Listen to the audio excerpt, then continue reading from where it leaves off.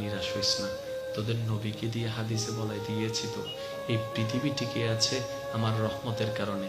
আর আমি আল্লাহর রহমতকে আমি দুই ভাগে ভাগ করেছি, 100 ভাগকে দুই ভাগে ভাগ, একটাকে এক পাল্লায় রেখেছি 1 ভাগ, আর এক পাল্লায় রেখেছি 99 ভাগ। আমি 1 ভাগকে পৃথিবীকে ছড়াই দিয়েছি, সূর্যকে ছড়াই দিয়েছি, চন্দ্র ছড়াই দিয়েছি। এই 1 ভাগের রহমতে তোরা কি দেখিস জানিস? সকালবেলা সূর্য উঠে কোনো প্রকার তার ছাড়া, কোনো প্রকার কিছু ছাড়া সূর্য উঠে সন্ধ্যায় অস্ত যায়। এই 1 ভাগের রহমত দিয়ে তোরা দেখিস বিকালবেলা কত সুন্দর স্নিগ্ধ বাতাস বয়ে যাচ্ছে, বয়ে যাচ্ছে। এই 1 ভাগের রহমতে ওই পূর্ণিমার মিষ্টি আলোটা তোরা পৃথিবীতে তুই দেখতে পাস। রাতে যখন কারেন্ট চলে যায় তোরা ভালো করে দেখতে পাস, কত সুন্দর জ্যোৎস্নার আলো দেখতে পাস।